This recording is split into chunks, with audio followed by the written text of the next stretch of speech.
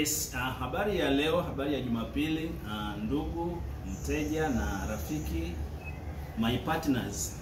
Leo ni Jumapili ambapo tunaelekea mwisho wa mwezi, lakini pia kwa wale ambao tayari wanaingia kwenye ile sikukuu ya Eid na tunaenda kufunga stoko, tumekuletea ofa ambayo ukifanya oda yako leo na kesho utapata punguzo kubwa sana.